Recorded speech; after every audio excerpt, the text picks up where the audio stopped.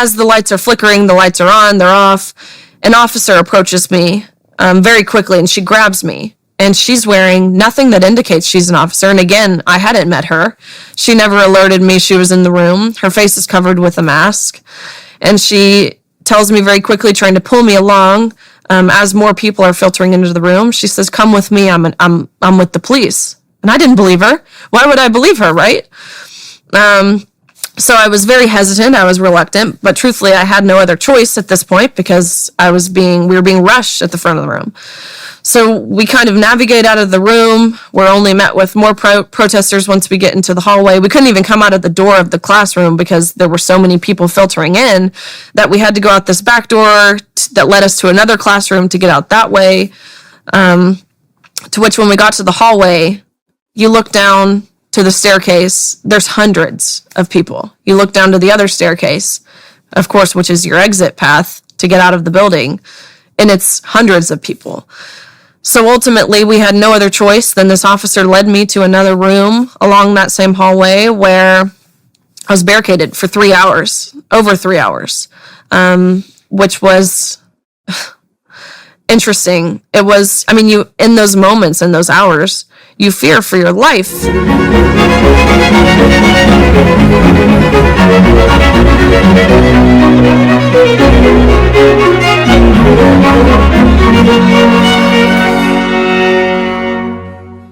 Hello, everyone. Today I'm speaking with American athlete, top-ranking swimmer, and now campaigner for genuine female rights, Riley Gaines. In our conversation, we're going to cover her career thus far, how she's navigated leadership positions in female sports and otherwise, how those sports have been co-opted by men claiming to be women, the ideological capture therein, and of course, her recent experiences at San Francisco State University. Hi, Riley. I understand that it's about 4 a.m. there in Nashville. I'm in Portugal, so, time zone trouble. It's real good of you to stay up so damn late and agree to talk to me and to everybody else here. So let's start with this. Let's talk a little bit about your life over the last couple of years. Like, what does your life consist of? I presume you're studying and you're aiming at something. You're also an athlete. So tell me how your life should be, let's say, and what you're aiming at and how your life actually is. And then we'll start talking about what happened to you most recently at San Francisco State. Absolutely. So, yeah. So what have you been up to the last few years while you were, pursuing the pathway, let's say, of a normal person? I had every intention of finishing my collegiate career of swimming, graduating, and going to dental school. That's always been my passion, was dentistry. Specifically, I wanted to be an endodontist, which is someone who performs root canals, essentially. I graduated with a degree in human health sciences and health law from the University of Kentucky. I was set to be in dental school this year, but with everything that really happened, and I know we'll dive into that, I really realized that dental school, that's something that will always be there. But the relevance and the importance behind the issue we're going to talk about, it's not going to always be there. And I understood if someone with the same powerful testimony that I have, the same voice, someone who's unafraid to speak the truth, doesn't stick up for this, I really just saw what's at stake. And so I put my life on hold for a year. I reapplied for dental school in the fall. I'm set to go to the University of Tennessee, but I'm still kind of wavering with the idea of if that's right for me at this time. Right. Okay, so let's talk a little bit about, your performance as a student, but then also your athletic career. So what makes you a credible competitive swimmer? And then off of that, what makes you a credible voice for, let's say, athletes in general, but for female athletes in particular? So how good an athlete are you? What's your record? And what are your credentials? So I've accomplished some really amazing things that I'm really proud of over my career. I qualified for Olympic trials in 2016. I was only 15 years old at the time, so I was one of the youngest ones there. Again, in 2020, to which translated into 2021 because of COVID and such. I have won 5 SEC championships. I'm a 12-time NCAA All-American. Let's see, I'm the SEC record holder in the 200 butterfly, which means... And what is that? That's SEC, did you say? Yes, that's the Southeastern Conference. So, which is the most powerful conference in my opinion. Of course, I'm biased. But I am the SEC record holder in the 200 butterfly, which means under this shirt, I have really big shoulders that I tried to cover with my hair, making me one of the fastest Americans of all time in the event. So I've really done some incredible things that I will forever be proud of. These are memories I can always look back on. And I think that's what gives me the credibility in my sport. What gives me the credibility that allows me to use my voice and be heard is the fact that I have firsthand experience competing against a male. Got to personally witness and experience the injustice that we face. I felt the effect that this infringement had on myself and my teammates, and how this affected us, how it affected our performance, how it affected our health, our mental health, and what that looked like from our perspective as female athletes who were directly impacted. The content I've created over the past year represents some of my best to date, as I've undertaken additional extensive exploration in today's most challenging topics and experienced a nice increment in production quality, courtesy of Daily Wire Plus. We all want you to benefit from the knowledge gained throughout this adventurous journey. I'm pleased to let you know that for a limited time, you're invited to access all my content with a 7-day free trial at Daily Wire Plus. This will provide you with full access to my new in-depth series on marriage, as well as guidance for creating a life vision, and my series exploring the book of Exodus. You'll also find there the complete library of all my podcasts and lectures. I have a plethora of new content in development that will be coming soon exclusively on Daily Wire Plus. Voices of reason and resistance are few and far between these strange days. Click on the link below if you want to learn more. And thank you for watching and listening.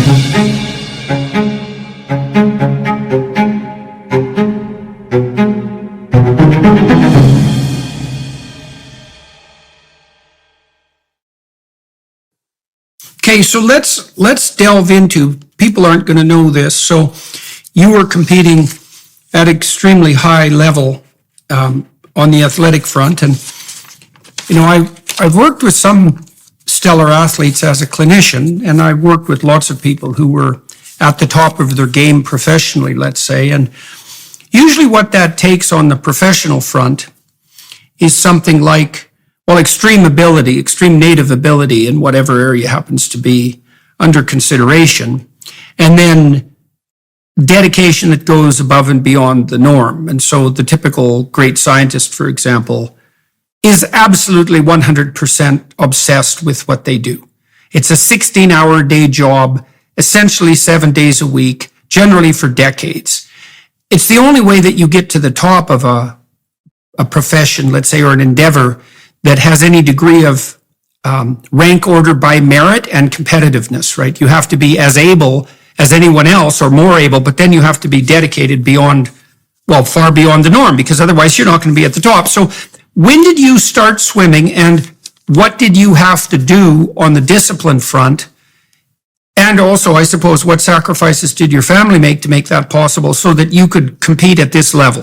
So I started swimming when I was 4 years old. I am 22, so I've dedicated 18 years of my life to my sport. By the time I was 8 years old, that's when I transitioned to swimming year round. So this meant that in second grade, you're swimming 2 hours every single day. And it really only gets harder from there, because by the time you get to middle school and high school, you're practicing before school. Then you go straight to school, and straight from school, you go back to practice. After practice, you go home, you eat your dinner, you do your homework, you ice your shoulder, you go to bed, but you wake up and do it all again the next day. And I love what you said about being willing. No one forced us to do this, but we knew that's what you had to do to compete at that top level. I was very blessed. Why in the world did you do it? I mean, you know, there's a lot. Well, first of all, it's a very it's a very focal application of time and energy over a very long period of time, right? And you could argue that, well, there's many things to do in life, and why concentrate so obsessively on that single thing? What was it about your family, your situation, your psychology or your ability that made this attractive to you? Why did you spend so much time and energy I think on this? I think a couple things. I come from a family of athletes. My dad, he was an SEC football player and went on to play in the NFL. All of my uncles they played in the NFL for 10 plus years. They've won Super Bowls, done really incredible things. My youngest brother, he's in college playing football. My mom, she was a Division I softball player. So I think sports is something that I've always been almost infatuated by. And it's weird because swimming, of course, there's not necessarily a good word to describe it other than it's treacherous. It's miserable, but in the best way. So it is an interesting dynamic. It is truly this love-hate relationship. You love the team. I love setting goals. I love achieving goals. I loved winning. And in a sense, I loved practicing. Of course, it's painful. It's hard. You wake up at 5 a.m. to go swim 3 hours right before you go to class all day. There's a lot of, I'll say, negatives that go into competing and training at this level, but the positives, they outweigh the negatives tenfold. There's no better feeling than achieving your goal, winning. I think I'm this person who's driven, I'm competitive, and I think a lot of that stems from my family, from growing up with 3 siblings. We were always on each other's backs, but it's a blessing. I'm very fortunate for really how I grew up and how my parents raised me. Okay, so there was a lot of value in your family placed on athletic accomplishment, but then also on, you talked about 2 fundamental sources of motivation. And I would say both of those sources of motivation have come under heavy criticism in recent years. The pleasure that you take, let's say, in achieving goals, that's associated with ambition. And as our culture has been torn apart by this current state of ideological idiocy, people have done everything they can to identify ambition, or let's say that desire for achievement, both with ambition and with dominance and with power. And then you also make a case for enjoying winning, and there are movements in the education field that have been bandied about probably for a century, but particularly since the 1960s, predicated on the insistence that all competition is intrinsically wrong and that any endeavor that requires the victory of one and the defeat of many, let's say, which is typically the case, is somehow inappropriate and maybe even at its base immoral. And I suppose that critique can be extended to the whole free market enterprise, where there are clear winners and losers in different domains. So why do you think, and why has this been true for you personally, why do you think that it's a valid ethical endeavor to be ambitious and to attempt to achieve these high order goals? And why is it, do you think, that it's appropriate to take pleasure in both competition and competitive victory? I don't look at ambition as something that's selfish. I have had my fair share. Of course, I am an ambitious person. Again, I like to achieve my goals, but there are many times where I've fallen short of achieving my goals. So it sounds as if, you're doing this to win, to compete at that high level and whatever that looks like. But I take value in not achieving my goals. How can we build from that? How can we continue to use your failures, your shortcomings as a way to continue building up?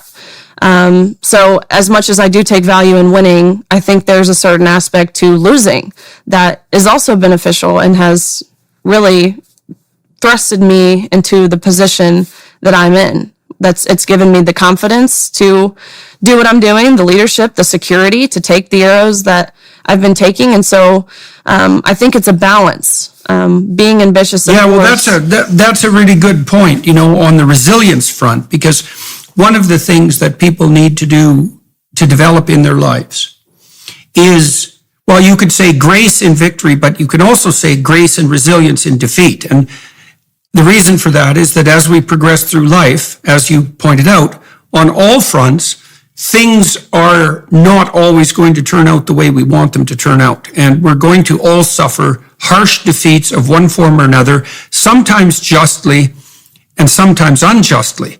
And because of that, one of the things that we need to learn, and to learn early, is how to take defeat in stride. Now, you made a case that not only did you learn to take it in stride, but that you also learned how to extract value, let's say, from your failures so that you could then proceed to a new level of striving and attainment. You know, when we see someone who's a good sport, and generally that's someone who we might spontaneously admire, we see someone who doesn't take too much, who doesn't try to become vainglorious, let's say, as a consequence of winning, but even more importantly, that can take a defeat in good humor, can learn from it, and can move forward nonetheless. And the reason we admire that is because we all need to learn how to do that. And you do learn that in the context of competition, if the competition is structured fairly and as a consequence of like task-specific merit, let's say, which is clearly the case in an athletic realm. Absolutely. So, right. So it's, you think that, you said that you made a lot of sacrifices on the time and energy front, let's say, to engage in this competitive enterprise, but that the rewards, despite the effort, the rewards were much greater than the cost of the sacrifice. So, and you've alluded to some of the rewards. You said that you've been able to discipline yourself and push yourself, and you've also got resilient in the face of defeat, which is crucially important. How do you think that's generalized to the rest of your life? And do you think that's typically the case for people who engage in athletic competition? Like, what do you think that does for people in general? I think the higher you compete in terms of what level you're competing at athletically, whether that be high school, then college, and then whatever sport that you may be doing, Olympic level, I think the higher you compete, the more benefits you reap, typically. You learn more about determination, grit, resiliency. Of course, you are able to, the athletic achievements continue as well, but the lifelong skills and characteristics you develop outside of just the athletic achievements, these are skills that will translate far beyond that into your whole life forever. And that's something, again, that I'm witnessing in myself. I think if I didn't play sports, if I didn't have that sense of teamwork, that sense of, I was team captain at University of Kentucky for 2 years. So if I didn't have that sense of leadership, accountability, really, I think accountability and responsibility is a good word, then I don't think I would feel confident enough to take a public stance in the way that I have this past year, which it sounds silly because my stance is so simple and it's rooted in of course, truth and common sense and science and logic, reasoning, all the things. So it sounds silly to say I might not have the confidence and leadership and the security in and of myself to take the arrows that I'm taking if it weren't for sports. I really do accredit that to being an athlete. There was an Ernst & Young study that said I think 94% of C-level executives, so CEO, CFO, COO, that are females were once female athletes. And I think that shows how the skills that you develop translate far beyond your sport. Yeah, well, it might seem silly in one sense for you to make any claims to the necessity for training for just saying the things you're saying, but there aren't that many people saying the things you're saying in as public a manner as you're saying them. And so obviously there's difficulties there that are beyond the typical person's, athlete or not, the typical person's ability to withstand. So even if the topic is in some ways surreal, it's definitely the case that it's unlikely that people are going to take a public stance. Now, and so you said you learned to have a certain degree of confidence in yourself, but also to be able to tolerate a certain amount of stress as a consequence of this highly competitive training. But I would also ask you, you were the team captain, you said, for a number of years. And so what do you think what are the necessary attributes of a team captain? Now, obviously you have to be very skilled athletically, and and competitive, and that means that you're striving for victory. You're striving to be the best on your team. You're striving to break the appropriate records. But you have to modify that, obviously, if you're team captain. And so, how did you reconcile the demands to be the best on the team with the necessity of being a team leader? And what did you have to learn in order to be an effective captain? I think the thing that I knew I wanted to implement as a captain, my team at University of Kentucky, there's 40 girls. Obviously, when you're dealing with 40 girls, there's a lot of different personalities. There's a lot of different ways people communicate, how they handle situations, how they deal with pressure, how they like to be motivated. And so as a captain, number one, I wanted to be someone that everyone felt like they could talk to. Again, when you're dealing with 40 girls, of course, there's cliques. There's people on the team who are best friends. There are other people who don't necessarily like each other. You work together, but you won't be friends outside of your sport. And so I wanted to be someone who could unite everyone in a sense. I don't want to make anyone be friends with someone they don't want to be friends with, but how can we come together to achieve our goals? And what that looks like in terms of communication, which again, I'm seeing that translate now into my life and how I deal with what I'm dealing with. But I think communication is huge. Two, I think what strived me to help us all achieve our goals, our goals we set as a team, was to constantly remind the team of the goals we set. I think it's very often in sports where you talk about big things and then you kind of forget about it. And when it comes championship season or whatever that looks like, you're not geared up to achieve what you've set because you haven't worked towards it, really. You talk about it, but talking about it isn't enough. So in practice, I would constantly remind people, hey, this is the goal you set for yourself personally, which can help us achieve our goals as a team. Don't forget that. And I always saw them. Right, so that's that alignment. One of the most effective leadership strategies, although I hate to reduce it to a strategy because it's more than that, is to produce an organization predicated on the intrinsic alignment of interests, right? And so what you really want if you set up an organization is you want each person pursuing a goal that they personally value and so are willing to work for and to sacrifice for and to dedicate themselves to. And then you want each of those goals to be serving a superordinate goal that unites and moves the entire team ahead. And then you don't have to use coercion and so forth. And you can imagine if you're doing that, helping each athlete become the best they can be on the personal level for whatever personal gain they might manage in terms of being more resilient and in terms of achievement status and all of those things, comparative status. You're also doing the same thing for the team. And you can you can understand without much effort how useful that would be in executive management, for example. I worked with a number of extraordinarily good managers in the business realm, especially on the legal front, and then also in academia. And the really great managers, they had a very light touch. They tended to go around and remove problems before they started. And so it often looked like they were doing almost nothing, but they were also extremely good at aligning people's interests so that everybody was moving in the same desirable direction. And so what do you think you did badly on that front and had to learn to do better? And what do you think you did well? I think the things I did well were the things I mentioned. Especially as a woman, it's difficult to hold each other accountable.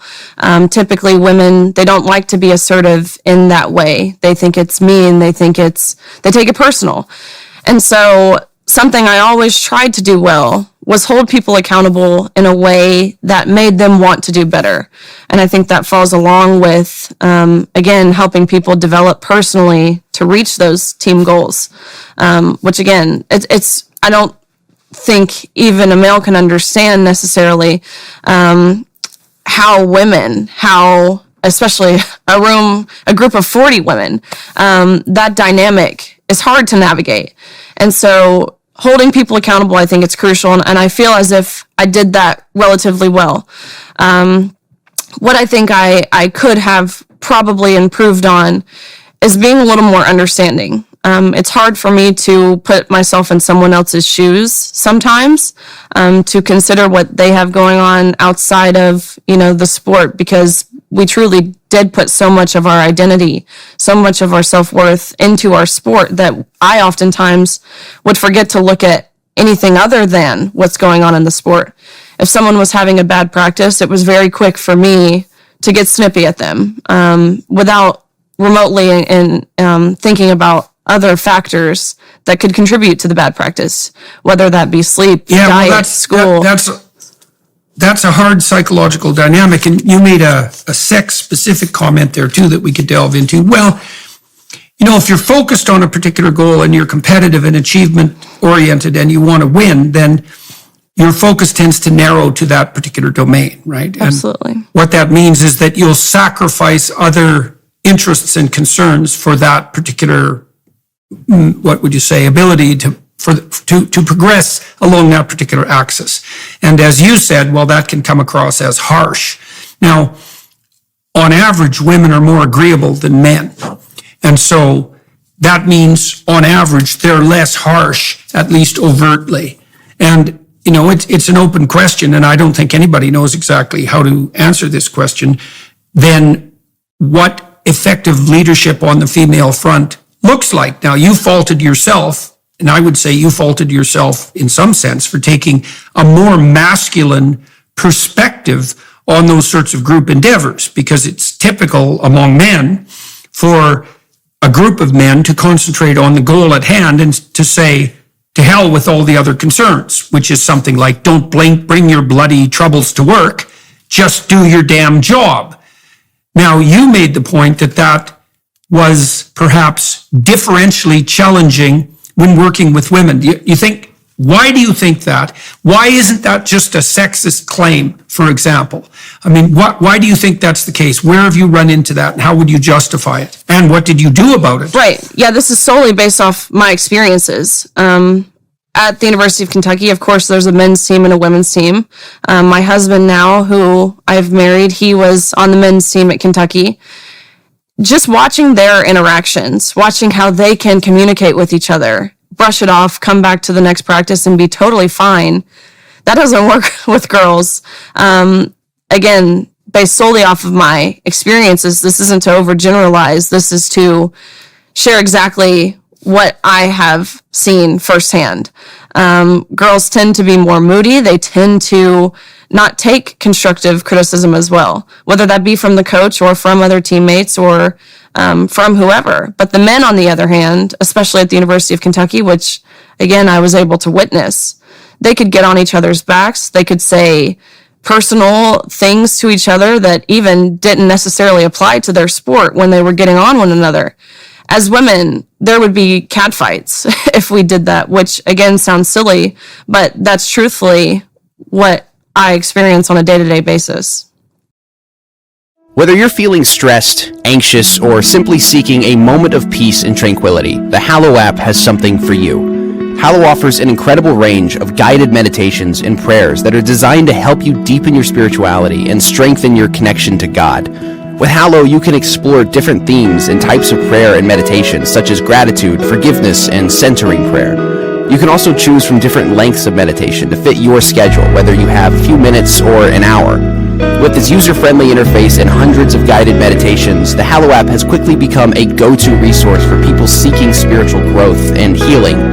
Download the app for free at hallow.com/Jordan. You can set prayer reminders and track your progress along the way. Hallow is truly transformative and will help you connect with your faith on a deeper level.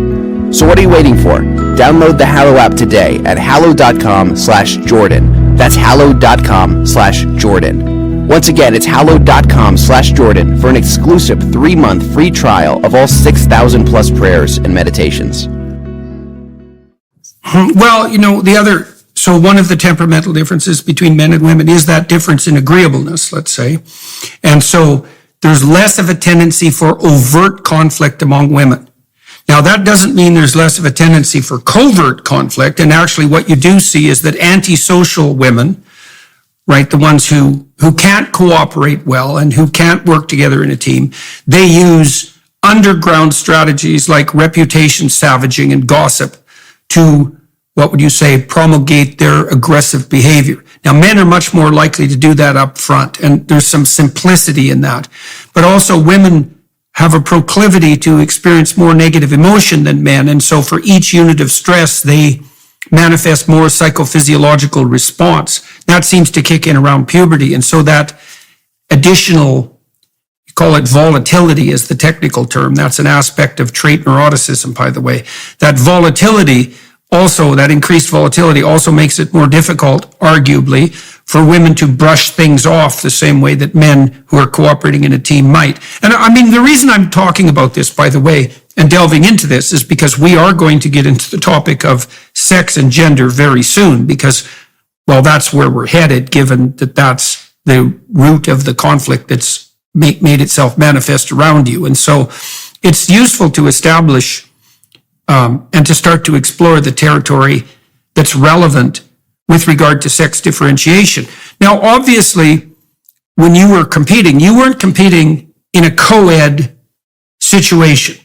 Right. It was women competing against women and men competing against men, and it's been set up like that for a long time.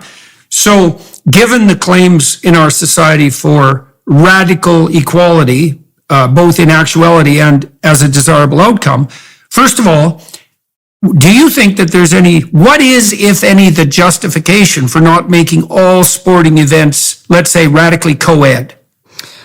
Well, because I think we know how this would turn out. Time and time again, regardless of the sport, regardless of if it's an individual sport, a team sport, what that might look like.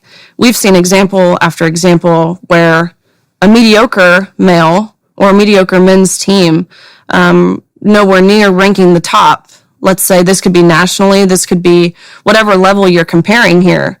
Unanimously, these men's teams, they dominate the women. So having a co-ed team, that would not be beneficial to women by any means. So I think that's why I believe there's value to having co-ed instructional teams when, you're younger, when you're learning. But once you've gone through that puberty, it's irreversible. Men are, of course, on average, taller, faster, stronger, more powerful. They jump higher. There's so many different attributes, advantages that men have in comparison to women.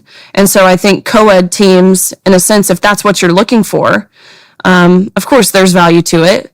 But at the competitive level where you're competing, again, to win, that's what your goal is. Having men compete against women is very obvious. It's unfair. Okay, so let me push this. I'm going to push this as far as I can push it, because things are being pushed in our culture as far as they can be pushed. So we might as well go in for a penny and in for a pound. I could say, well, why don't we just scrap women's sports altogether? Like, if the goal is faster, stronger, better, more powerful, and on average, that's not happening in the female domain, why don't we just give up the entire enterprise on the female sports end and just let the men take over the playing field? If that's the point, if the point is to foster the highest possible level of performance. So to say that men are stronger, to say that men are faster, taller, whatever, that's not to say that women are inferior.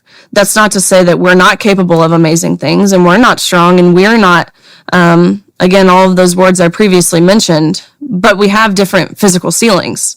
I believe we deserve to be celebrated on our uniqueness. That's what makes the women's sporting category special. And there are still phenoms in women's sports, just like there are male sports. Look at Venus and Serena Williams. While by no means could they compete with the best male tennis player, they're phenomenal. They are, it's amazing what they've accomplished. They've set themselves apart from every other female in the world, and that deserves to be recognized. We're different. So let's delve into that. So, because you might say, well, there's two reasons for high level competition, and let's say on the athletic front, one would be to extend the domain of what's possible in terms of performance and to model that for other people. And then you could make a case, you could make the case that the absolute records are the best example of that. So the fastest person in the world, the fastest swimmer in the world. And most of the time that's going to be men. But then you could make a more sophisticated case, which I believe is the proper case, that actually what you're doing as an athlete or as any expert in a competitive realm is modeling the ability to push the envelope and to further transform and develop. And unless you believe that that's less important for women, which is a preposterous thing to believe, then you have to believe that setting up a situation where women can push the envelope consistently in whatever directions they're pushing, you have to presume that that's a psychological good and a social good. And then you have to presume that the spaces where that can occur have to be protected. But that also opens a can of worms, doesn't it, eh? Because since the 1960s in particular, we've blown off the barriers between men and women in terms of general participation in society, right? And so we've decided that all things considered, spaces isolated to a given sex are suboptimal, right? The schools are co-ed, the public schools, the universities are co-ed, all business enterprises are co-ed, so to speak. And then, of course, so that raises the question, well, should any domains be left sex segregated? If so, how do you walk the fine line between sex segregation for the purpose of facilitating development and sex segregation that turns into prejudice and oppression, right? Just rejection on the basis of sex. And then also the thorny question of, well, if most enterprises should be completely open to both sexes, which enterprises should be protected? Do you have any, obviously you believe that athletic performance, athletic competition per se, should be one of those protected categories. But do you have any sense of how we as a society should draw the line? It's like, are there spaces that should be male only? Like one of the things I really wonder about, for example, I talked to Tulsi Gabbard about this a while back, is like, it isn't obvious to me at all that our society would benefit by having women in frontline combat. Right. Like, and it isn't that I can generate an immediate coherent argument for why I believe that. There's something about it that strikes me more deeply and emotionally, I suppose, there's something preposterous about that. Maybe it's partly because, look, it isn't obvious to me that professional frontline combat, that's pretty damn hard on anyone. That's even really hard on extremely well put together and extraordinarily strong and brave men. And so to also presume that that's going to be open to women just seems to me to be taking the whole bloody charade too far. Now, you could say, well, that I'm old-fashioned and prejudiced, although I don't actually think I'm either. But, it is a thorny question, right? It's like, well, if men and women are equal, then why should there ever be sex-segregated spaces of any sort? And we're certainly seeing that on the bathroom front. We're seeing that on the change room front. We're seeing that on the athletic front. So where do you think that the line should be drawn so that there are female spaces and male spaces and that those are protected? And how do you think we manage that, like legally and conceptually? I think where any place where either of the sexes is vulnerable, whether that be in regards to privacy, in regards to safety, in regards to anything that relies on your physiology, because of course men and women are physiologically different. I think that's where that sex protection based rights are important. So prisons, that's an area where women specifically are vulnerable. Of course, shelters, again, bathrooms, locker rooms. No woman should be subjected to having a male in that space. So I think it's areas where sex is important. So it's something like there's a subset of areas where the fact of the biological difference between men and women becomes paramount. Correct. Right? And so those would be, well, in change rooms is a really good example of that. But you extended that also to, say, women's shelters and prisons. and so forth. So there's something there that's sort of, what would you say? It's reminiscent of the idea of nakedness, I suppose, because you mentioned vulnerability, right? So when you're stripped down to your most vulnerable, that's when the segregation is most necessary. It's something like that, right? I believe. It seems that way. Yeah, I believe there's value in understanding that. I truthfully think anywhere where sex is relevant, there are certain places. Let's consider the workplace. There are certain places where sex isn't necessarily relevant. There are certain places where it are. I like how you mentioned military. That's a very good point. Men and women, there are differences there that would, again, make anything that requires sheer strength make men be advantageous and make that more achievable. That's what we're wanting, right? We want to be this powerhouse. We want men at the forefront. So I think where sex plays a role, that's where we kind of have to draw that line. There are certain... So it would be where the biological differences are germane, number one, to performance, like specifically germane to performance, but also number two, specifically germane to differential vulnerability. So anywhere where women are sexually vulnerable, or anywhere where the physical differences in performance actually have a substantive effect on the performance itself. So here's an example. I mean, there's no evidence that men and women differ in IQ. There are micro differences in IQ, and some of them are arguably important in some micro domains. But overall, the evidence is quite clear that on average, men and women have the same level of intelligence. And so then we might presume that in any domain where intelligence is the fundamental marker of potential merit, there should be no sex segregation. But if we're looking at something like, let's say, military battlefield rescue, that might be a good one, where physical strength and becomes a paramount marker of the actual ability to do the job, then sex-based discrimination starts to become appropriate and morally required. And then you could make the reverse case, which is, well, where women are particularly vulnerable on the sexual front, so that would be in locker rooms, for example, that's also a place where sex segregation is reasonable. So those are the basic rules, something like that. Not just is it appropriate and morally responsible, it's beneficial. It's something that is good for the greater good of society in general. So yeah, I agree.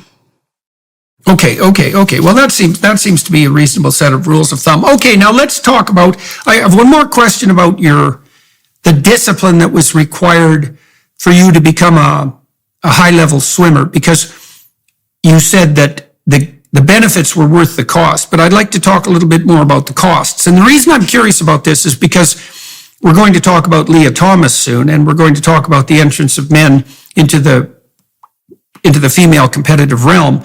And I want people to understand just exactly what's on the line here. So when you were in junior high, which is the time when teenagers start to become, say, more hypersocial, they're spending most of the time with their peers. They really care about that social time with their peers. They adjudicate almost all of their status and self-confidence in relationship to their peer relations. You're spending, 4 hours a day swimming.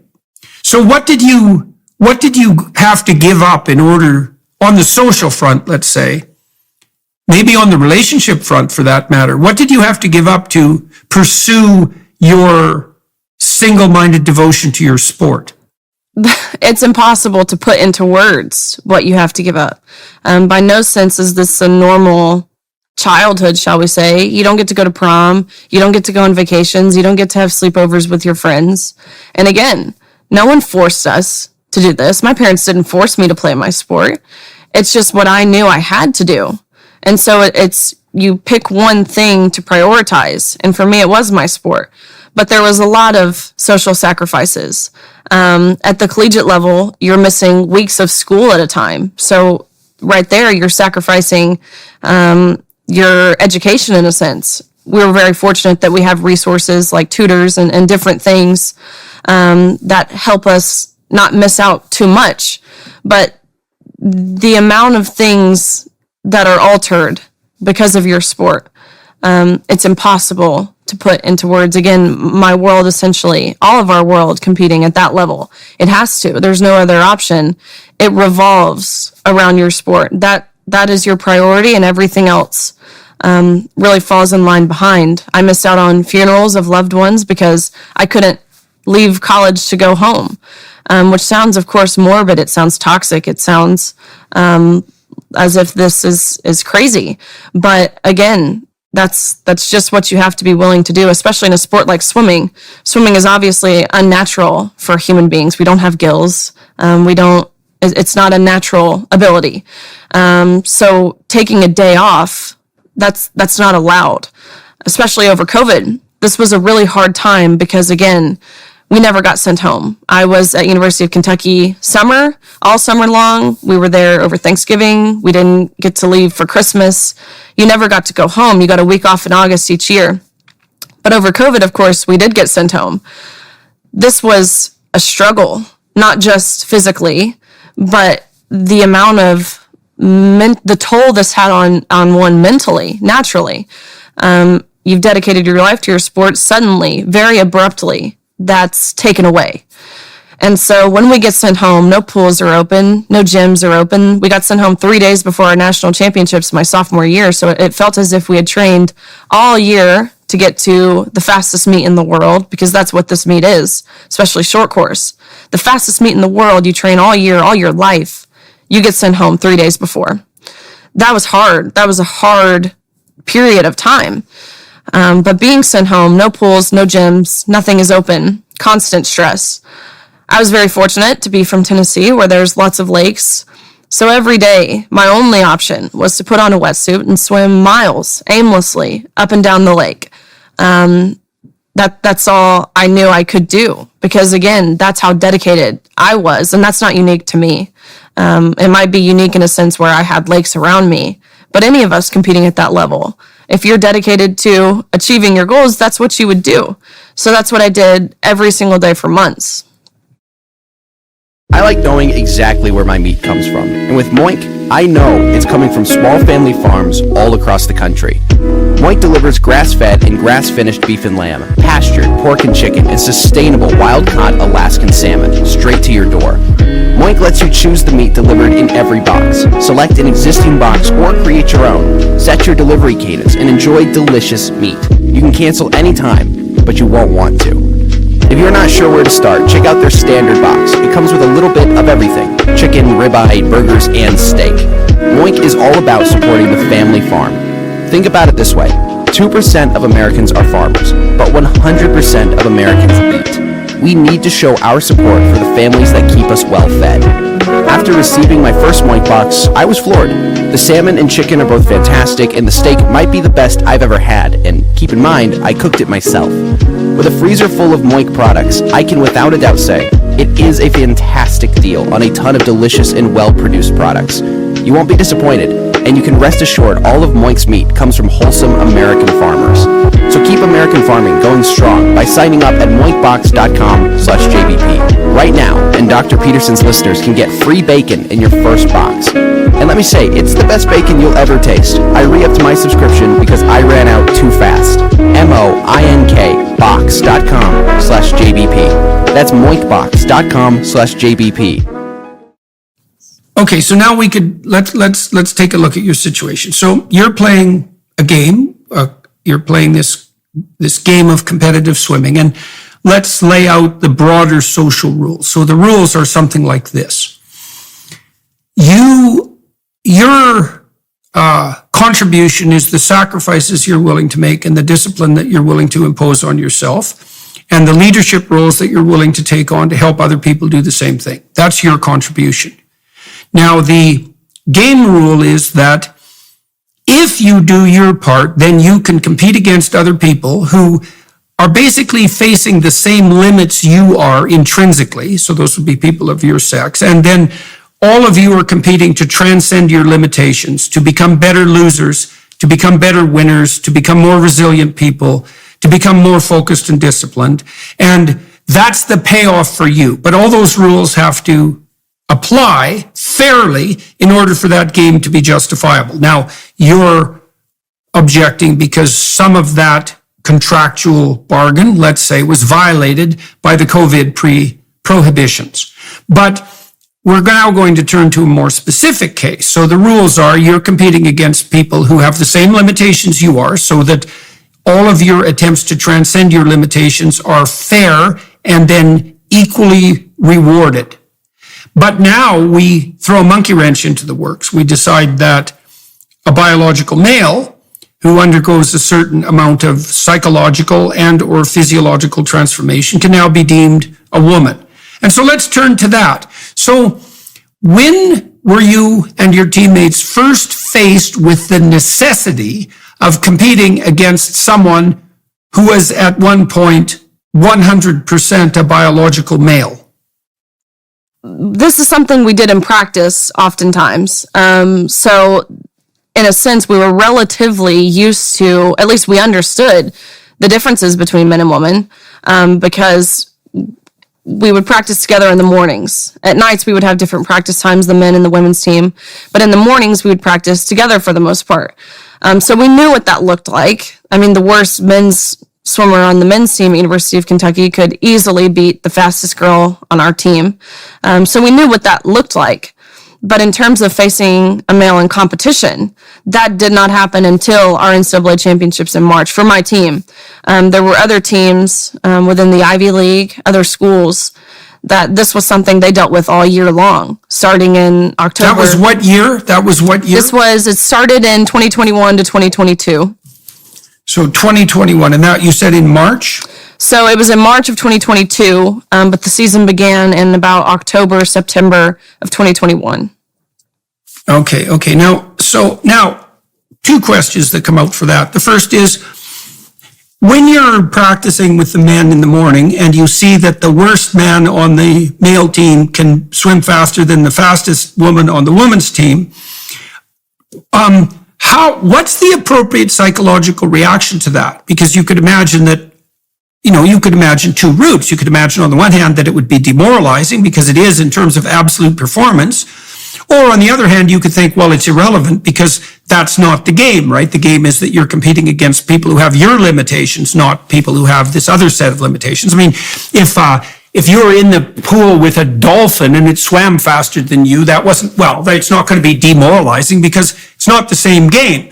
So was there any sense of demoralization among the women with regards to the apprehension of the superior performance of the males, or was that off the table? Was that irrelevant? Yeah, that was irrelevant. Of course, we expected to get beat, but in a sense, it gave us kind of a driving factor.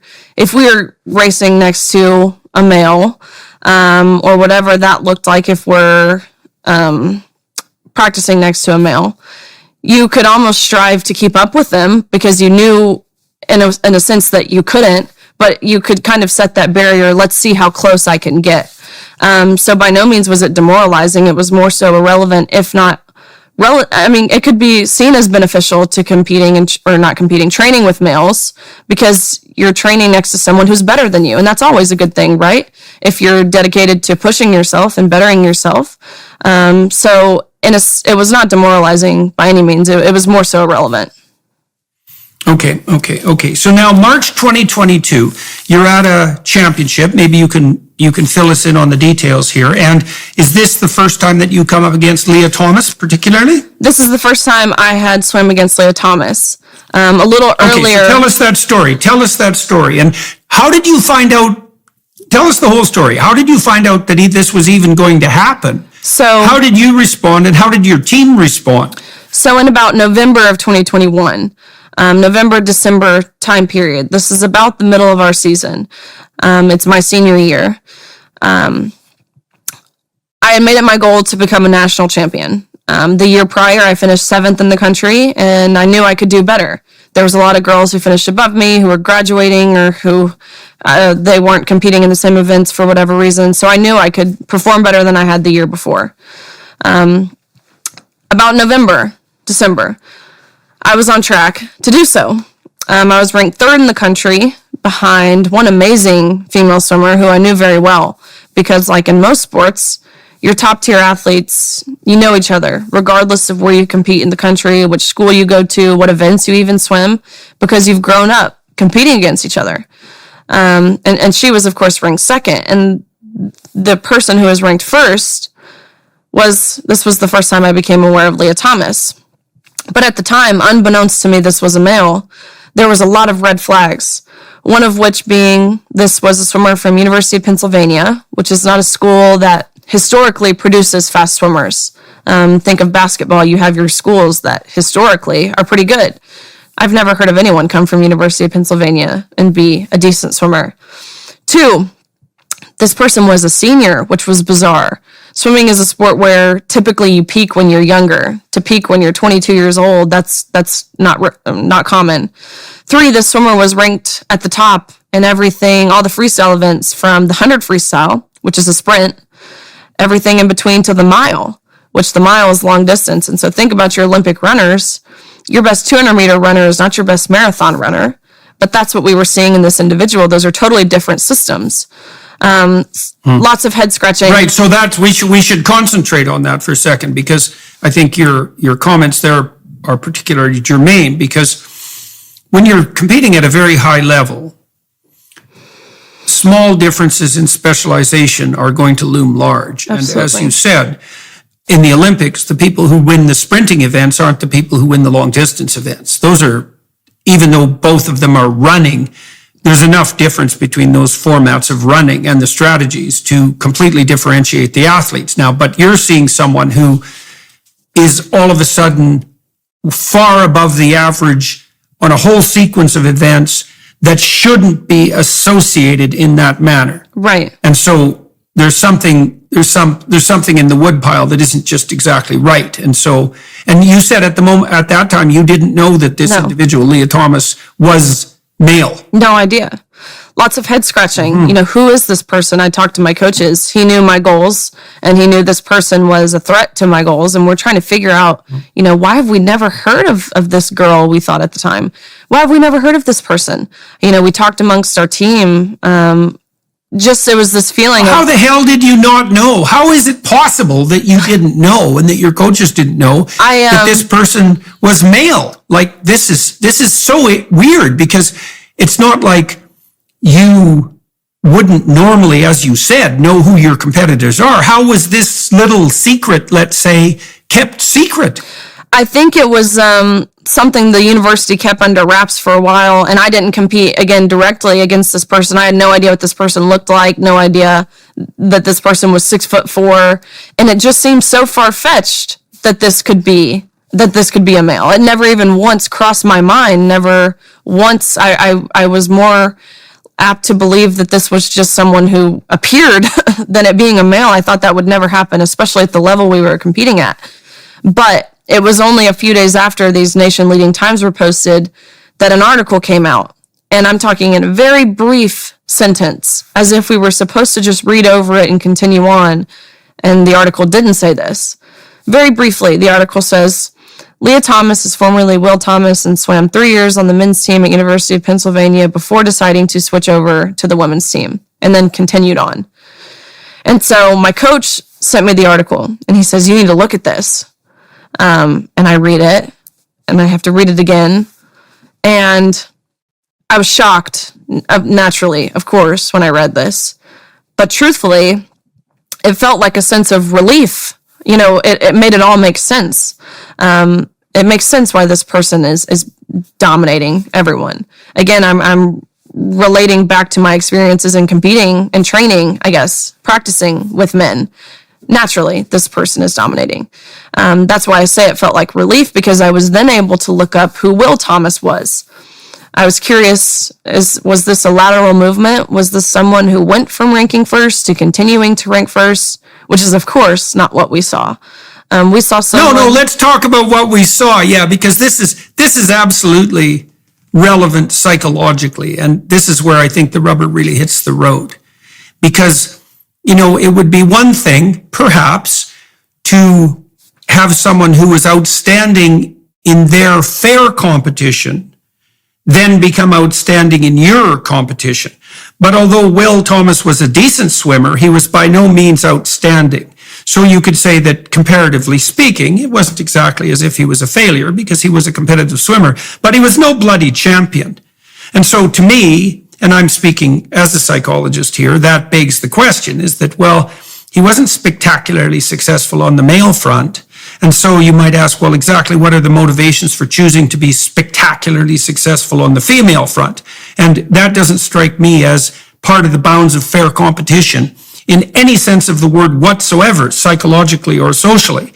Okay, so let's talk about Will Thomas's pre-female record as a swimmer. Absolutely. So what we saw the year prior, at best, Leah, when Leah was Will, was ranked 462nd nationally among the men, at best. So, of course, that's again why I felt relief, because I thought, of course, it was obvious, just looking at what's on the paper in front of us, this was not a lateral movement by any means. I thought the NCAA, which is, of course, the governing body who would ultimately decide if Thomas got to compete with the women, I thought they would see it exactly how I saw it. Nothing opinionated, nothing hateful, nothing rooted in hate. The facts of it. What we were looking at, that is not how the NCAA saw it. They saw absolutely nothing wrong with allowing Thomas to go from a mediocre male to now the fastest woman in the country. Okay, so let me ask you a question here. This is going to require some speculation on your part, eh? So we might say, well, it's all about winning, and so why not set up the contest so that you can win? And I know this is preposterous. Imagine you wanted to play one-on-one basketball, for entertainment, and you decided that what you were going to do is win, and maybe so you decide to play basketball with I could do this, even though I don't know how to play basketball worth a damn. I could pick my 3-year-old grandson to play basketball against, and I'd just stomp the hell out of him, and pretty regularly, right? And pretty convincingly, and I would be the winner. And anyone with any sense would look at that and say, well, that's a pretty pathetic kind of victory there, buddy. Why don't you pick on someone your own size? And anyone with any sense would also point out, well, it's probably the case that if you pick the wrong opponent, which is someone that you can trounce regularly without effort, that's really not going to be very fun. And that's partly because you're not pushing yourself in any real sense. You're not pushing the boundaries. You're not developing yourself. You're certainly not helping them develop. You're demoralizing them. So I could say, well, Riley, why don't you enter yourself into like a contest, swimming contest for girls, but in the 10-year-old division? You could win hands down quite handily, I would presume. You could make quite the fools out of those 10-year-old girls. And so, now, and this is what I would like you to speculate on. What kind of mental gymnastics do you think you would have to perform internally so that if you did that and you won, you would think that in any way you were actually a winner? You know what I mean? How do you have to twist and dement yourself to the point where you believe that having done that and accomplishing your aim, which is the devastation of your opponents, that you're now someone who can celebrate themselves, here's my trophy, and that others celebrate, and that anyone who refuses to celebrate is now bigoted. So what kind of mental state do you have to be in to do that? I think what that boils down to is, of course, selfishness, entitlement. That's the word I think of when this whole trans movement, it's as if they feel owed something. They feel entitled to winning. And they have an utter disregard towards everyone else, for everyone else's happiness, feelings, safety, privacy, dignity. As long as discipline, sacrifices, right? All of the things that you put into this. The thing that I find so utterly appalling about this, although there's many things, is that, you really spent, as you said, 18 years preparing yourself for this. And that came at a non-trivial cost. And I'm not feeling sorry for you, but what I am thinking is, well, you were playing a straight game. And the consequence of that was that you were then subjected to a crooked championship, hyper crooked, hyper moralistic. Yeah, and that you were thrown into the ring with someone who's an unrepentant narcissist. And then because of your objections, were also pilloried morally, which is just, the icing on the cake. Okay, so now you find out that Will, is a man, not was, but is a man. And he's decided that he's a woman, and the people who are enabling this idiot narcissistic delusion have also decided that he's a man. And so now you're facing him in competition. So what sort of shockwaves, let's say, does that send through you psychologically, but also through your team? It's, swimming is of course a physical sport. There's several physical aspects that go into it. But just like any sport, there's so much mental that goes into it as well. So I can't even tell you what this distraction, because that's ultimately, take away the unfair competition piece, that's ultimately what this was. It was a huge distraction. It was all anyone could talk about. There was so much media attention, which I think we can all agree swimming is not a sport that typically garners media attention. There was awkward whispers on the pool deck of people who felt so uncomfortable and wronged, but didn't feel comfortable enough to say it loudly. There was side eyes, eye movements. There was so much that just kind of made you feel as if you were living in this twilight zone. So that's what that piece looked like from the mental aspect. So what do you mean living in a twilight zone? What was that like psychologically? I have a specific reason for this, which I'll tell you about, but what do you mean it was like a twilight zone? It felt as if, in my perspective, 2 years ago, maybe, a man enters a woman's locker room, he's immediately arrested and charged with voyeurism, indecent exposure, sexual harassment. I'm sure the list could go on. But now, not only was it happening, it was being celebrated. It was being encouraged. It just felt as if so quickly, again, maybe I was naive to how rapidly this was happening, or if this had been happening for a while, and now kind of doing more research and studying up on this, I realized it happened quick in a sense, but it's been happening for a while. This was their ultimate goal for a while now. We'll be right back. First, we wanted to give you a sneak peek at Jordan's new series, Exodus.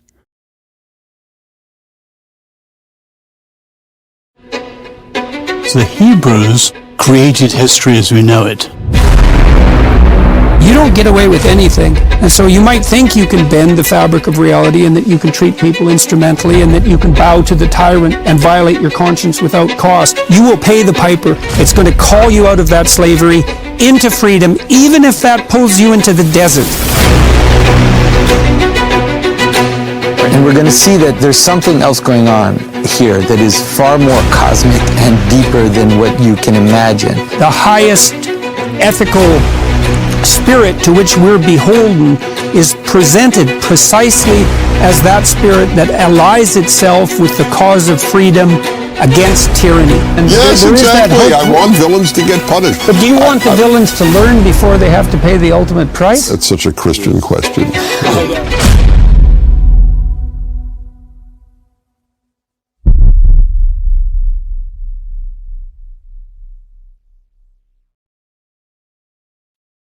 So there's a marker for traumatic stress, by the way. One of the markers for traumatic stress is a phenomenon called derealization. And so if something happens to you and you can't believe it's happening, then that's a marker for the development of traumatic stress disorders. Now, it's not an invariable marker, but it's a pretty good marker. And so you're talking about a situation where you'd played a straight game and were in a straight game for 18 years. And then one of the most fundamental rules of the game was flipped. And not only with regards to swimming, and that's not nothing because you devoted your life to it, and so had your teammates, but also with regards to the locker room. Because, right, there's two things going on here. Not only are you competing against Will Thomas, who now calls himself Leah, and has his idiot acolytes going along with that, but there's the locker room issue too. So let's fast forward to the competition itself. Tell me about the locker room situation, and then also tell me about what it was like to compete that day. I'll start by kind of filling you in on the competition. So that first day of competition was, I don't have any events that fall on this day. So this was a day that I didn't compete. But this was the 500 freestyle was one of the events, which was the event that Leah swam the first day. Again, being an event I didn't compete in, I got to sit on the side of the pool and watch this. And if you don't know how swimming works at this level, you swim in the morning, you have to swim prelims, but you have to qualify for finals to come back and swim again at night. So top 16, make it back and swim again.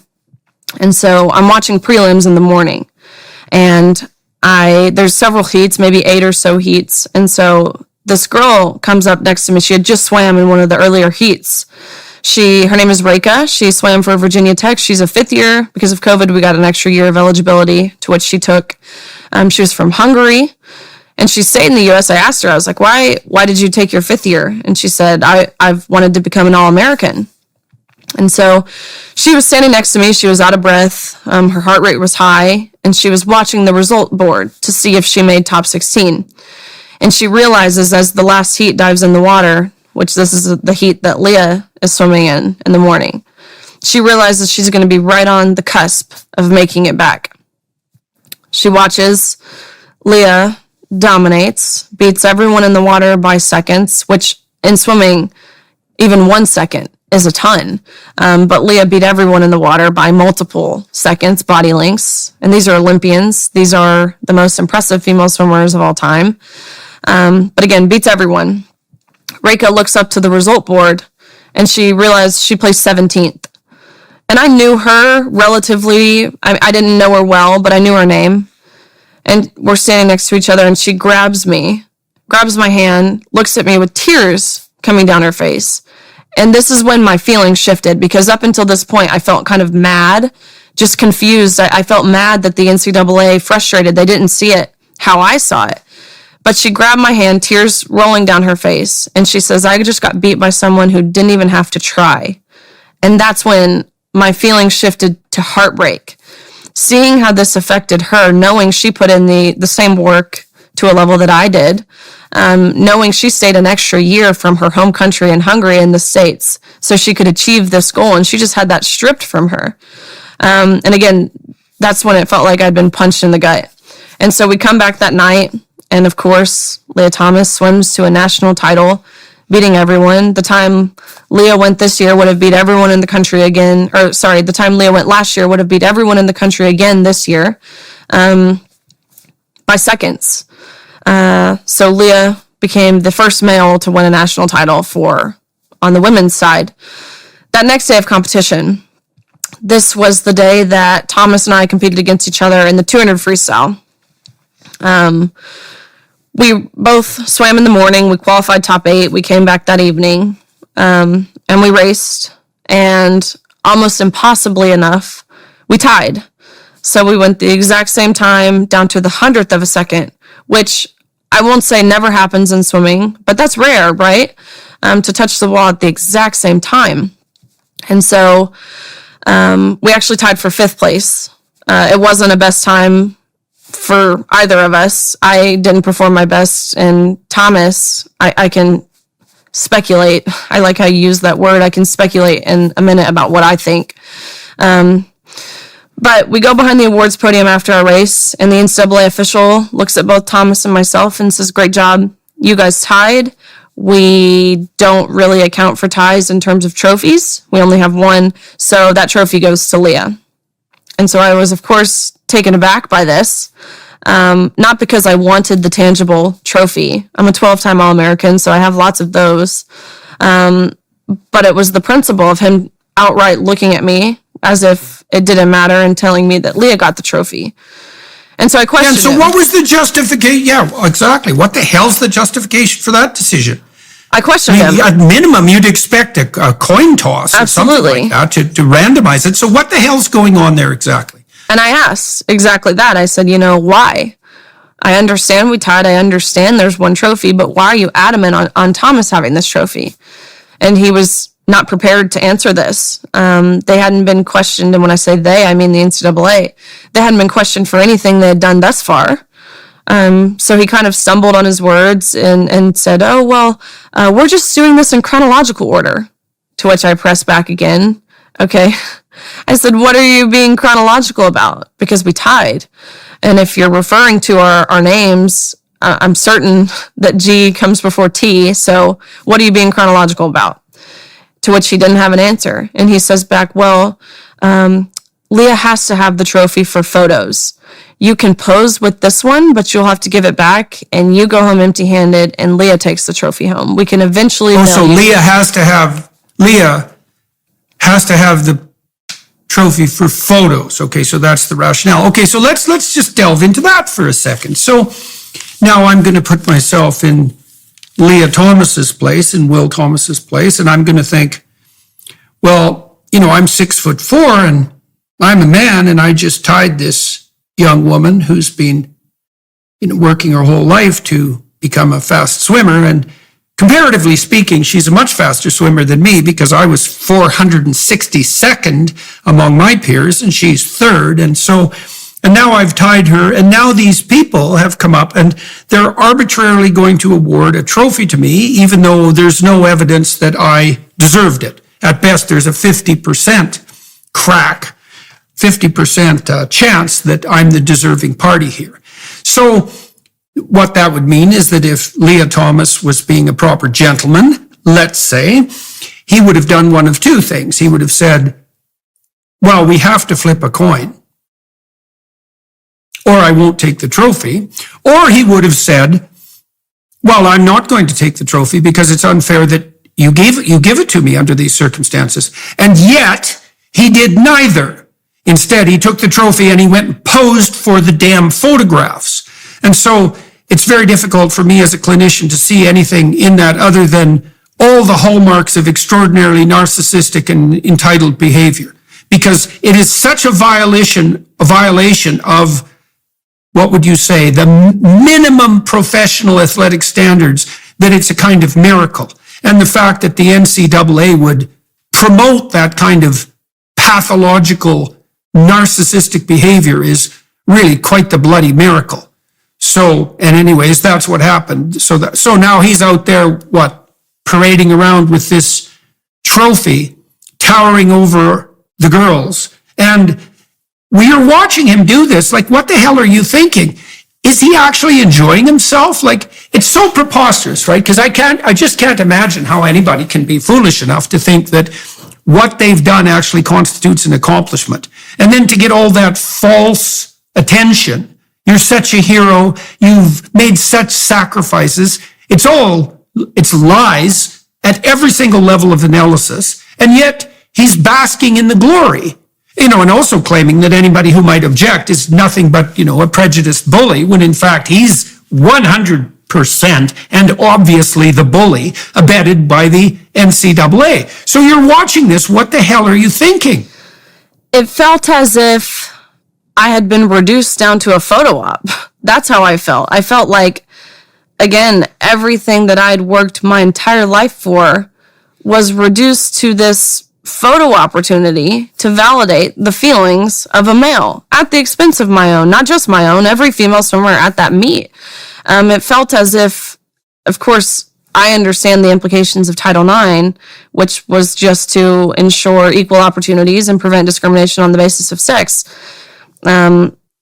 It felt as if we were totally throwing it out of the window in that moment. We were doing a 180 in the guise of being progressive. We were moving forward. This is progress.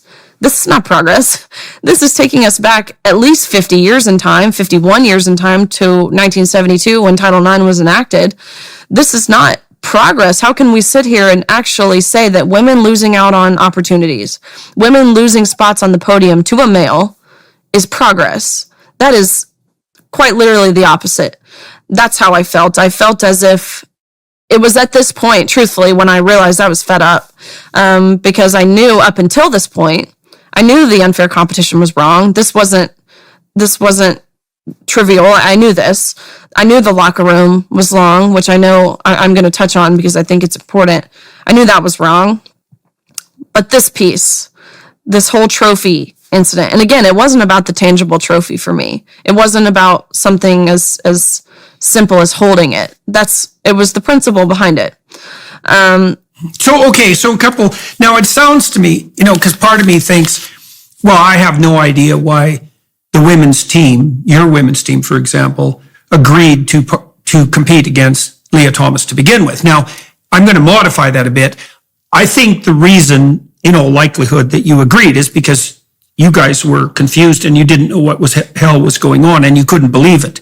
And so I think you were thrown into a situation that required more preparation and philosophical finesse than would have been reasonable to expect from you. But I have been struck by the fact that the vast majority of female athletes seem willing to, they're no worse than university professors on the woke front, by the way. It's the same bloody thing. But it is striking to me because it isn't the least bit unreasonable for the female athletes just to get together and say, well, we're not competing against men. Like, period. If you want to do that, we're not going to attend the meets. We're not going to play that idiot game. And so now you've decided in many ways not to play that game, but you're obviously still representing, at least formally, a minority position. I know that behind the scenes, like the probability that the vast majority of female athletes feel that this is a travesty, unless they're doing some idiot woke virtue signaling at their own expense. That's 100%.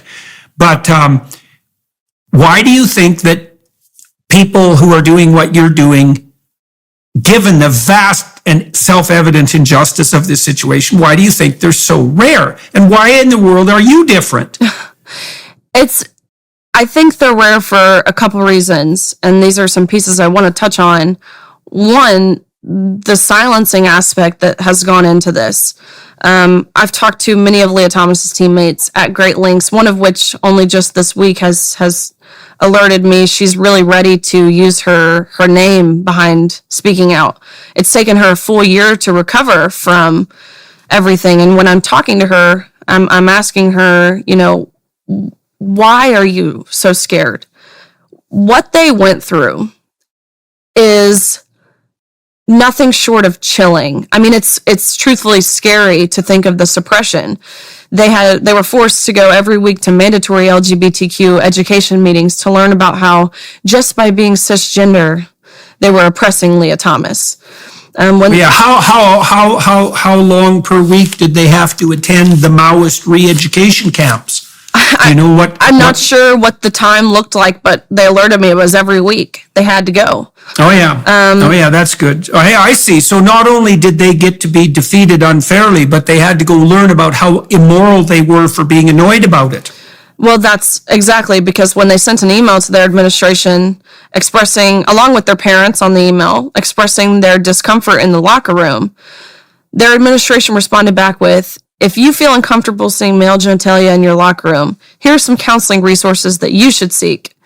They were told that they are not allowed to take a stance because their school has already taken their stance for them. They were told you will never get a job, you will never get into grad school, you will lose all your friends, you'll lose playing time, you'll lose your scholarship if you speak out. They were told that if you happen to speak out and any harm whatsoever comes toward Leah Thomas's way, whether that be physical harm, emotional harm, whatever that looked like, then they were solely responsible, which that's a big weight to put on anyone. These girls were emotionally blackmailed. They were gaslit into making themselves feel wrong for feeling as if they wanted fair competition, which is traumatizing, right? I mean, these girls... Who is this teammate? Or can you reveal her name yet or not? I don't know if she wants me to reveal her name. Yeah, okay. There are several. I'll track that down separately. Yeah, there are several. Well, I'm not done with this yet. Of them, and I think you would be a great outlet for her to even just converse with. I'll talk to her whenever she. Tell her I'll talk to her whenever she wants. Yep. This girl in particular, actually, she disclosed to me again privately that when she was in high school, she was raped, which again is traumatic. And when she began to share that locker room space with Leah, who would, she disclosed, shower in their locker rooms, would undress, of course, fully exposed in their locker rooms. That was very... He's quite the scum rat, all things considered. No, I'm dead serious about that. There is 100% no excuse for that. And what those administrators did to the teammates of Leah Thomas it goes way beyond immoral. It verges on... It's evil. It verges on criminal. Oh man, it's really something. But this girl, when she... Go ahead. With her background in being sexually assaulted, she went to her coach immediately and said, "This is really hard for me. Is there something we can do?" And he said, "I'm sorry, you have to be inclusive." That's what they were doing to these girls.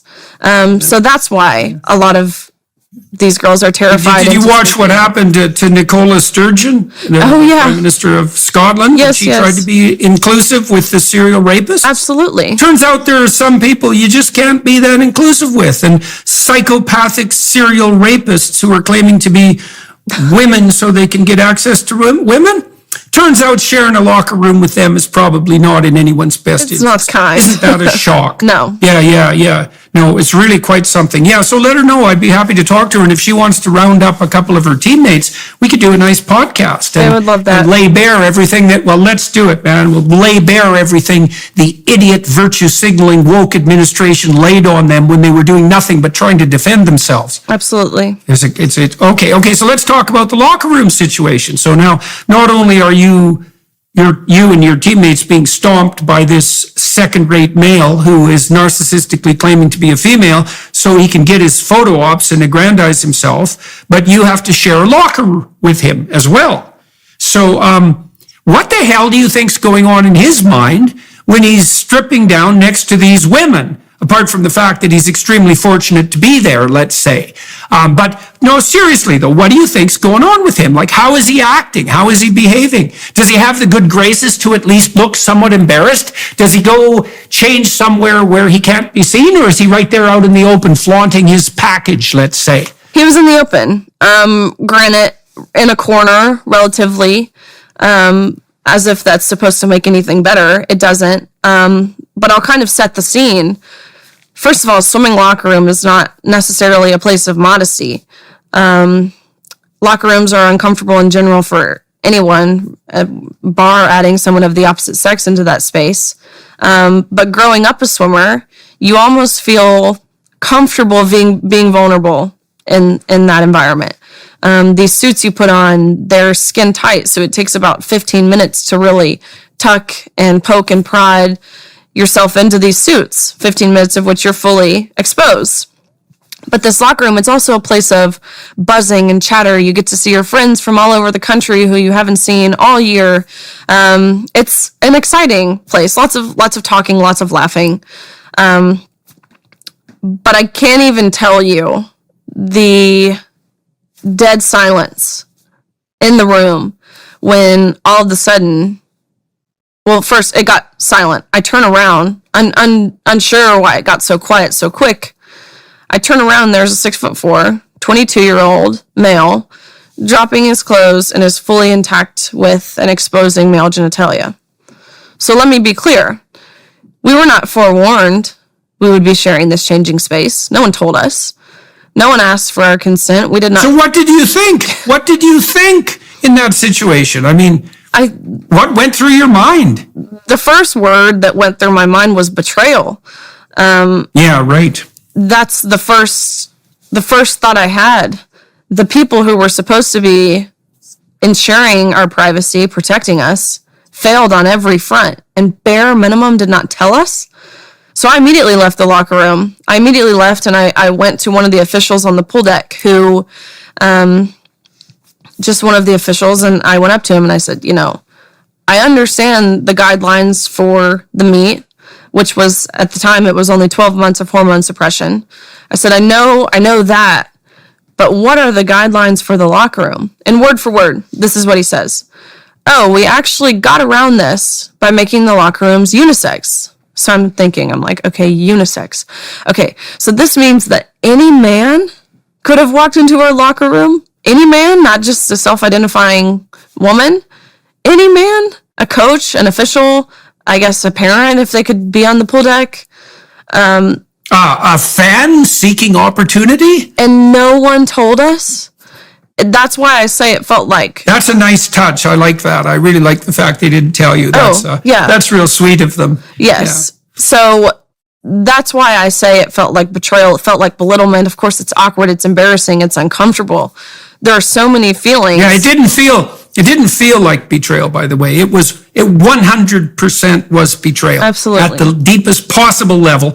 And not only was it betrayal, it was conniving, cowardly, sneaking, subtle camouflage betrayal. Absolutely. Because they didn't have the goddamn good graces to come out and tell you. Right. You know, they sprung it on you, so to speak.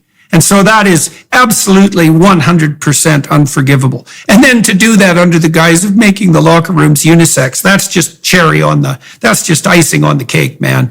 It takes a real, what would you say, conniving, malevolent, underground genius to come up with something that sneaky and pathetic. Absolutely. So, so that was quite the fun meet for all you female athletes, eh? You got stomped real nicely on the competitive front. You got to have such good time in the locker room too, with this 6'4" narcissistic wannabe who's parading around not only his parts but his virtue in this absolutely contemptible sense. And then, of course, if you object to it, you're now the bad guy. Let's talk about that a little bit. You were at San Francisco State University, right? So that's fun. Don't go to universities because they're pretty damn pathological. So now you went there and you were invited to go there. So you're actually a guest, right? So in principle, they should treat you nicely since you're a guest and you're taking your time and energy to go talk to people. Who invited you and why? And what happened when you went there? I was invited by the Leadership Institute, which is an organization that tries to advance, really they uphold the freedom of speech. They try to advance the conservative movement on college campuses. And so I spoke at a Turning Point event. I'll kind of fill you in step by step of what this looked like. I got there. I was supposed to meet the campus police department an hour and a half before the event. We were set to meet at this parking garage and then walk over to the event together. The police never showed up. And so I didn't think much of it. You know, there was still an hour and a half before, so I figured I could just walk over and I'm sure they would make their way over. We would talk about an exit strategy if something were to happen, which I thought I knew what I was getting myself into. I knew this was San Francisco. I knew this was a different environment, which almost excites me, not because I want controversy or because I'm looking for arguments, but because this is an opportunity to get in front of people who don't agree with me. I was more hopeful that they would come with somewhat of an open mind, to which they simply didn't. There were some civil. Yeah, that was definitely naive. Naive. But, you know, that's excusable and acceptable. Well, you were going to a university campus. Did you think you were a conservative? Sorry, did you say did they think or do I think? No, do you? Well, you know, you talked to Turning Point. That's Charlie Kirk's organization. Right. It's definitely a conservative organization. Before all of this, did you consider yourself a political creature? Did you have a political home or an affiliation? I've always been politically in tune. I've always been pretty up to date and knowledgeable about the different issues we face and what that looks like. And typically my views do align conservative. That's not to say every view. I'm not someone who is going to feel like I have to lean a certain way because that's how I align. That's not me. But I like to be well-versed. I like to be knowledgeable about what's going on. And so I've always been in tune, shall we say, but by no means did I have any sort of political background or any sort of ulterior motive to where I wanted to be in the position that I'm in. Right. So you weren't a political actor. Oh, goodness, no. Yeah, okay. But always tried to be knowledgeable. Who's where, who's doing what. Always watch the news and things of that. But by no means did I feel equipped for the position I'm in. I still don't. I'm learning. No, I bet. I'm learning every day. Okay, so back to SFU. You're there. The police who are supposed to help you don't show up. And so you're looking forward to this event. And so let's continue walking through the day's events. So we walk over to the room. It's in a building. It's on the 3rd floor. Very quickly, the room fills up. There's some it's about 50-50 supporters versus protesters in the room. But they very quickly reached the maximum capacity, to which the administrators who were present said, we're not allowing anyone else in the room. And I was cool with that. I understood up at this point that there was some counter events going on, some protests around campus, one of which they organized this big sign-making event where the protesters, they got together and they all made signs and they all walked over together. They orchestrated a sit-in to where they sat in the speech, which again, I understand. That's your right to protest. You have the right to organize. By no means do I think that I'm worthy of stopping that. That's understandable, as long as, again, it's civil and somewhat respectful, right? So I was able to deliver my speech. I talked for probably 40 minutes, and let me reiterate what my speech was. I talked about what it takes to compete at that level, my background, how this is a lifelong journey. I talked about the competition. I talked about the locker room. I talked about the silencing piece, not just from the female athletes, but parents, administrators, medical professionals even. Nothing opinionated. Really, my speech, there's no opinions in it. It's strictly my experience. So I was able to deliver the speech. I answered questions afterwards, to which I was met with lots of questions and oppositions, which I find extremely easy to answer. Whether they take my answer, that's on them, but they're all easy to answer. But it was only after the speech. I just had concluded. It had been probably an hour. Everyone was standing up to leave. And as people were standing to leave, first of all, I should mention, while I was giving my speech, I could hear people outside the building. I could hear them chanting, and it was a large group of people, you could tell. I could hear them chanting things such as trans women are women, or other chants they could come up with. But as I continued my speech, I could hear chants getting closer and closer, to when I concluded, I could hear these people right outside the hallway, to where one side of the hallway would yell, "Trans rights are under attack." The other side of the hallway would yell back, "What do? We fight back." And so I could hear this, which was a bit unnerving, just to know that they were right outside the door. But again, I didn't really let it bother me. That's not something that necessarily shook me at the time. But everyone stood up to leave. All of a sudden, a mob of people enter into the room. They rush into the room. They flicker the lights. They turn the lights off. And this is when they rush to the podium where I was and some other members of the Turning Point chapter were. And this is where we were met with assault and violence. And so they turned the lights off. So how dark is it in there when the lights are off?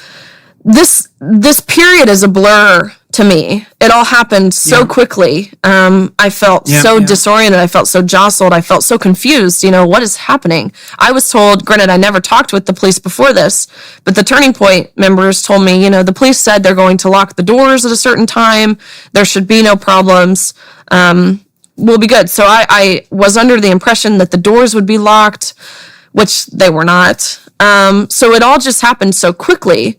But yes, they turned the lights off, and it was nighttime outside, so it's pitch black in this room. Which, of course, you have to imagine. So it's really dark. Oh, so that was a sneaky little move. You have to imagine. Yeah, the campus police are completely. Of course, it's intentional. They know exactly what they're doing, and the campus police are 100% unprepared for any real aggression. Absolutely. They're. Yeah, and I mean, to some degree, that's on them and it's on the administration, but it's also outside their normal course of training and activity. They have no idea what to do. So the idea that you're going to be protected by campus police on campus, you can bloody well just forget about that. That's not going to happen. Okay, so now it's dark, and who is it that's rushing you exactly, and how many of them are there? A mob of trans rights activists, whether that be trans individuals themselves, whether that be people within this LGBTQ community, whether that be someone who just considers themselves an ally to this community. There were so many different, I don't want to say combinations of a person, but there were men dressed as women and women dressed as men and everything in between. So it was very, again, disorienting. It was like, who am I being met with? What is happening? So as the lights are flickering, the lights are on, they're off. An officer approaches me very quickly, and she grabs me and she's wearing nothing that indicates she's an officer. And again, I hadn't met her. She never alerted me she was in the room. Her face is covered with a mask. And she tells me very quickly, trying to pull me along, as more people are filtering into the room. She says, "Come with me. I'm with the police." And I didn't believe her. Why would I believe her, right? So I was very hesitant. I was reluctant, but truthfully, I had no other choice at this point because we were being rushed at the front of the room. So we kind of navigate out of the room. We're only met with more protesters once we get into the hallway. We couldn't even come out of the door of the classroom because there were so many people filtering in that we had to go out this back door that led us to another classroom to get out that way. To which when we got to the hallway, you look down to the staircase, there's hundreds of people. You look down to the other staircase, of course, which is your exit path to get out of the building, and it's hundreds of people.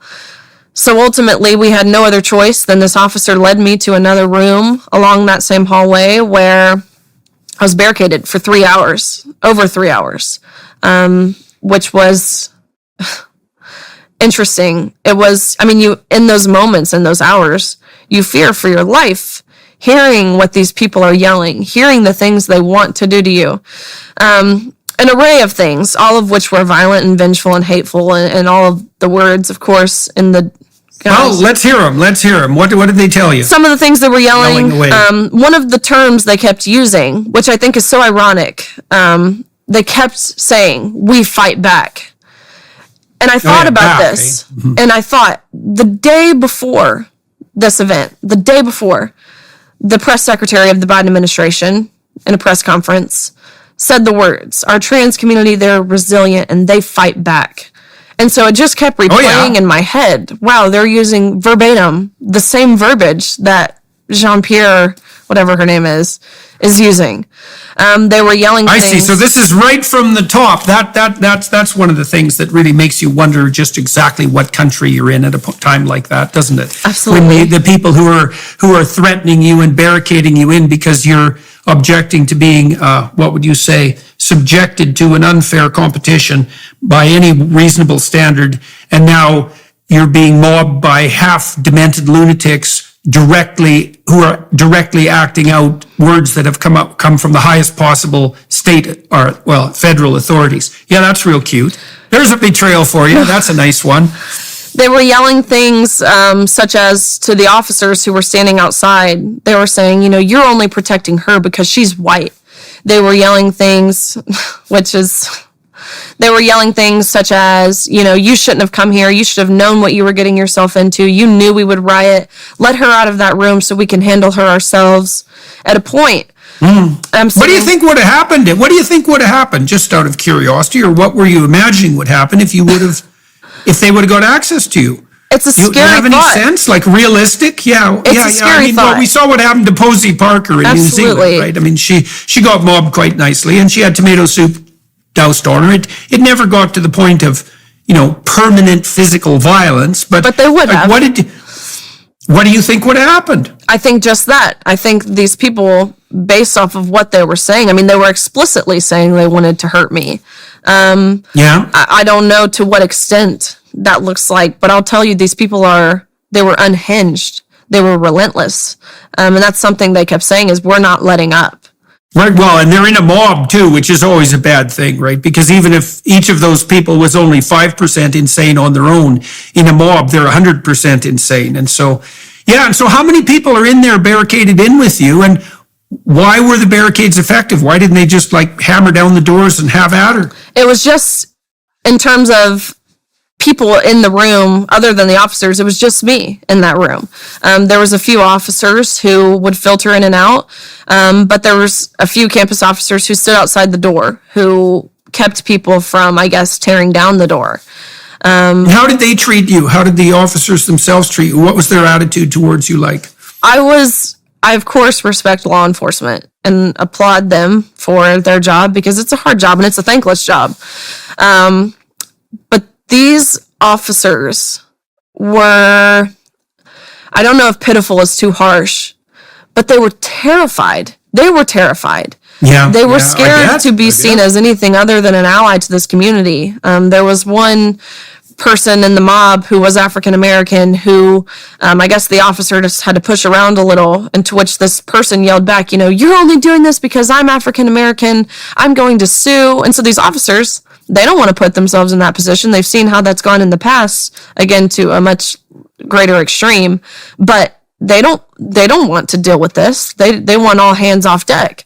So it affected how they did their job. They were terrified of creating a safe exit strategy for me, using force by any means. I missed my flight home, to which I told them, I'm going to miss my flight. Is there something we can do? I want to go home. I don't want to be stuck in San Francisco anymore.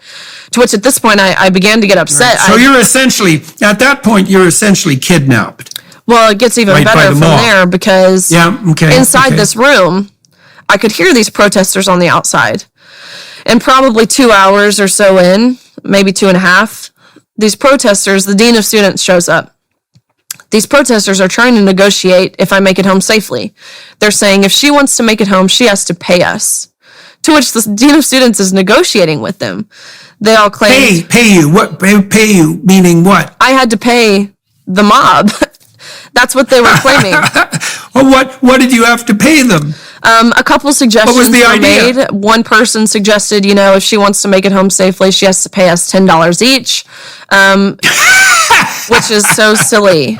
But it's not silly. It's kidnapping. It's not silly. It's horrible. It's beyond reproach. And it's beyond surreal. Oh, that's amazing. And so the dean of students didn't take names and decide that those were some students that could be easily dispensed with and removed from the campus permanently. She decided she'd negotiate with them and play nice, because after all they were doing was kidnapping you and extortion and engaging in extortion with the threat of violence. That's all they were doing. Whereas you were, complaining about the fact that you'd been subjected to an utterly unfair competition by officials that had betrayed you. That's your crime. Their crime is kidnapping and extortion.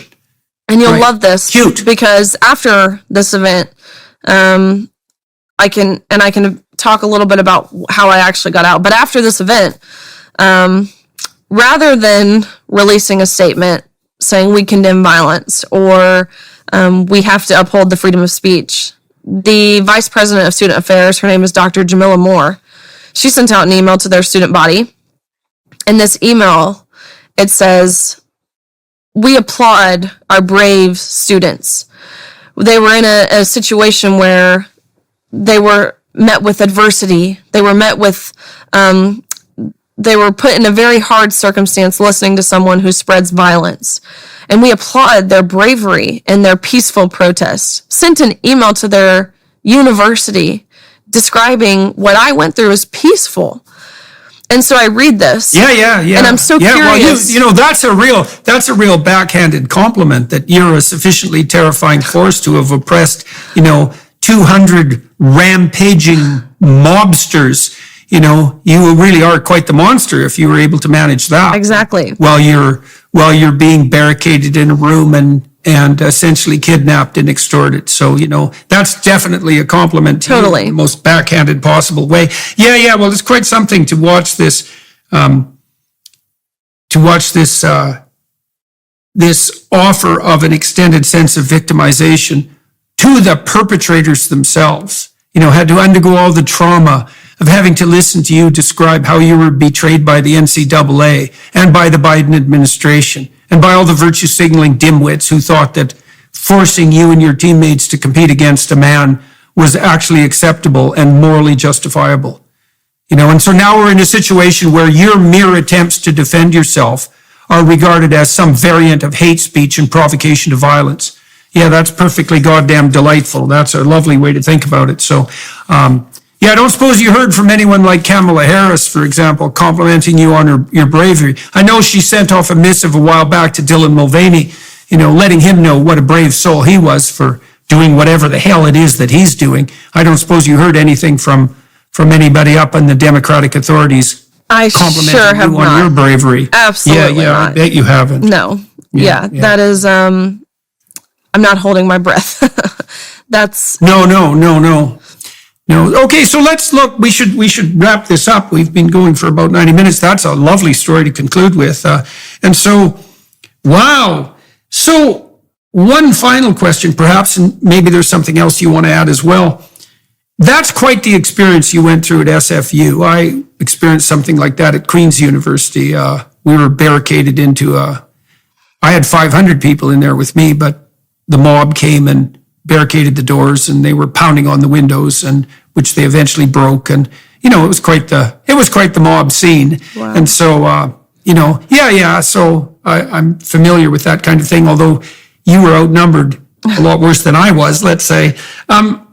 So that's another existential shock, to go through something like that and to see just exactly how corrupt these bloody institutions have become and how eager they might be to throw you to the wolves. And so, you've already been through your fair share of inverting experiences, let's say.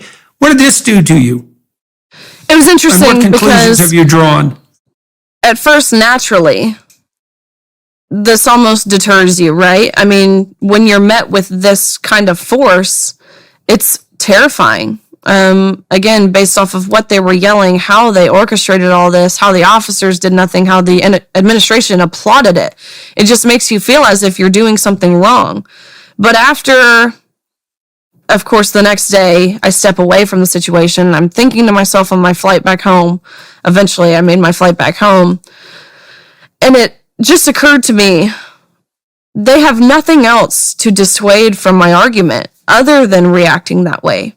They don't have truth. They don't have science. They don't have any logical points. They don't have reasoning. They don't have anything that would allow them to have an argument that's substantial enough to go back and forth with mine. So that's why they react the way they do. So then it hit me, this can't be something that silences me. If they act this way, it only means you're getting closer, you're right over the target. That being said, it's not going to deter me. It's only going to encourage me to continue. I have now increased my security, so I guess I can thank them for that. And I can thank them for, truthfully, I think this whole situation backfired on them. Because, again, while this shouldn't be a political issue, it's inevitable that it is. And this has made even a lot of liberals, a lot of people who typically lean left, really open their eyes to what the left, again, I hate this is political, but it is, what the left is really doing here. This is how they react when simply they don't agree with someone. This is what they're willing to do. And so it's opened a lot of eyes. It's only increased my social media following. It's only increased my platform to continue sharing my message, which I never want to advance myself personally. Again, it's not about me. It's not about my social media following. It's about getting the message out to whoever will listen, whoever wants to hear it. I'm willing to talk. What do you want? What do you want? If you could have what you wanted, let's talk about the NCAA. Let's talk about these sports organizations. Like, what are your terms of peace? What do you think should be done? Of course, I want change. What I've been doing this past year is traveling state to state, testifying in different state legislature. I'm going back to Texas on Monday to testify. I'm testifying in front of Congress in just a few weeks.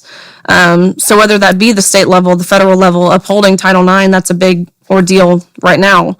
Doing everything in my power to combat this movement. So I'm hopeful there in regards to sports-specific governing bodies. It's interesting because you have many sports going many different ways. Swimming, track and field, they've taken a good approach. But what about rowing and FIFA and other sports? They've taken the total opposite. Mixed martial arts fighting. They've taken the total opposite approach. And so while I might not have much expertise in cycling or disc golf or whatever that might look like, I still want to do everything I can to fight for those girls and women. Again, they might not have the confidence. They might not have the personal testimony I have. They might not have the security to speak up. So doing what I can for them. So ultimately change is what I want to enact. No girl should have to go through what we went through, regardless of what level, regardless of what age, regardless of what sport. 2, I think there needs to be a sense of accountability, whether that be from universities, whether that be from administrations, whether that be from the government. there needs to be a sense of accountability of how this is harmful to women, because the people who are in opposition of this right now, of protecting women's sports specifically, really women in general, but we're talking about women's sports, these people who are doing everything in their power to advocate for male trans inclusion in these spaces, they're not acknowledging how this is hurting women, and therefore it's overall harmful.